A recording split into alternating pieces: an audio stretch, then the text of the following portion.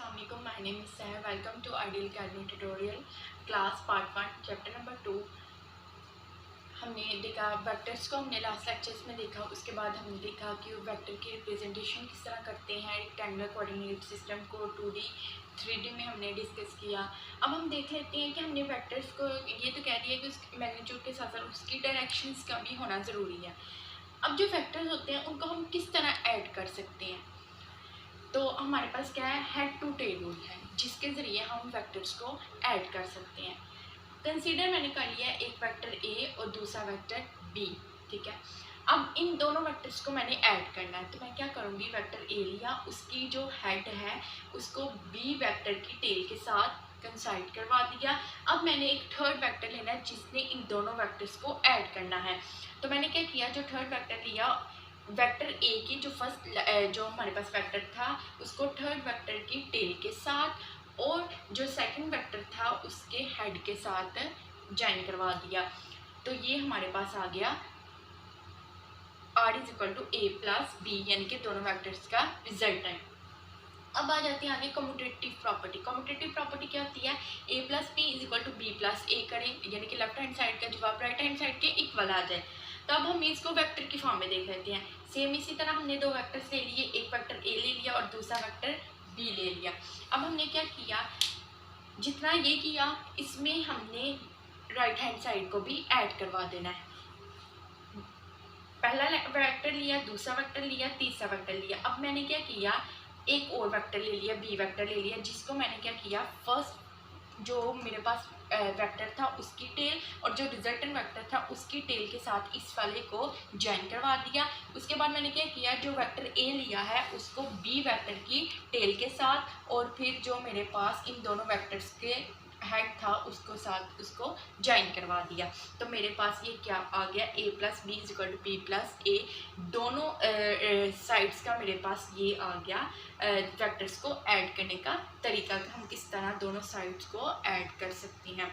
इसी तरह अब हमने क्या किया, दोनों वेक्टर्स को ऐड कर लिया। अब रिजल्टेंट वेक्टर क्या होता है, रिजल्टेंट वेक्टर ये होता है हमारे पास कि जब भी हम वेक्टर्स को क्या करें, ऐड करें, कंबाइन करें, तो हम जो अफेक्ट आता है, जो कंबाइन करने का अफेक्ट है वो सेम अफेक्ट दे अलग। जब हम फिलहाल ये हमारे पास ये है, ठीक है, इनका जो अफेक्ट आएगा वो सेम होना चाहिए जब हम इनको कंबाइन करते हैं, उसको बोलते हैं रिजल्टेंट वेक्टर।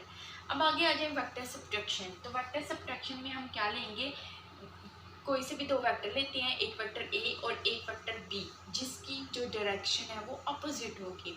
अब हमने वेक्टर ए ले लिया, उसकी हेड के साथ जो वेक्टर बी था उसकी टेल के साथ हमने मिला दिया, जो थर्ड वेक्टर लिया उसको उसके हेड के साथ मिला दिया। तो r is equal to A plus minus B आ जाएगा। और ये ओबे नहीं करता कम्यूटेटिव प्रॉपर्टी को, कम्यूटेटिव लॉ को वेक्टर सब्ट्रैक्शन जो है वो ओबे नहीं करता। तो इस तरह हम जो वेक्टर ए है ना उसको हम क्या कर सकते हैं, ठीक है। यानी कि हमने जो फर्स्ट वाला वेक्टर लेना है वो ये वाला लेना है नेगेटिव, ठीक है, उसके बाद ये वाला और फिर इनको ऐड कर देना। इसमें तो हमने फर्स्ट वाला ए लिया है ना, लेकिन इस वाले में हमने क्या लेना है, माइनस बी को पहले ले लिया, फिर उस तरह हमने उनको ऐड कर दिया। अब हमने मल्टीप्लाई करवाना है, अब ऐड हो गया, अब हमने मल्टीप्लाई करवाना है।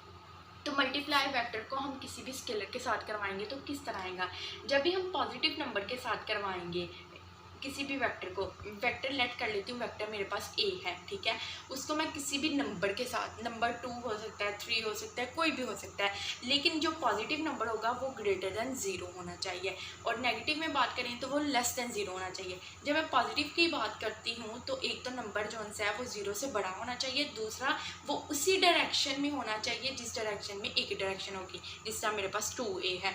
नेगेटिव नंबर में हमारे पास क्या होता है, लेस देन 0 होता है और उसके बाद उसकी जो डायरेक्शन होती है जब उनको मल्टीप्लाई कराया जाता है तो वो ए वेक्टर के ऑपोजिट हो जाती है, ठीक है। उसके बाद मेरे पास ये है कि अगर मैं मल्टीप्लाई करवा दूँ कि वेक्टर को किसी भी स्केलर क्वांटिटी के साथ, ठीक है, तो मेरे पास क्या आएगा, तो जब भी इसको स्केलर क्वांटिटी के साथ कराया जाता है तो कोई सी नई फिजिकल क्वांटिटी बन जाती है, ठीक है। अब फॉर एग्जांपल ये मैथ मेरे पास क्या था, स्केलर, और ये मेरे पास वेलोसिटी वेक्टर मिकदार है। जब मैंने इन दोनों को क्या करवाया, मल्टीप्लाई करवाया, तो मेरे पास एक नई फिजिकल क्वांटिटी बन गई जो कि क्या है, प्रेशर है। अब इसी तरह m मेरे पास स्केलर, एक्सेलरेशन क्या है, वेक्टर है। इन दोनों को जब मैंने क्या करवाया, मल्टीप्लाई करवाया, तो मेरे पास क्या बन गई, फोर्स बन गई, जो कि एक वेक्टर क्वांटिटी है। ठीक है, तो इनको जब करवाया जाता है, अब इसकी जो डायमेंशन होगी वो इसकी डायमेंशन के क्या होगी, बराबर होगी। इसी तरह इसकी डायमेंशन इसकी डायमेंशन के बराबर हुई।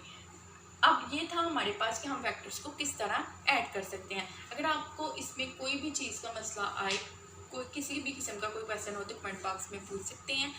नेक्स्ट वीडियोस के लिए हमारे चैनल को सब्सक्राइब करें। Thanks for watching my video.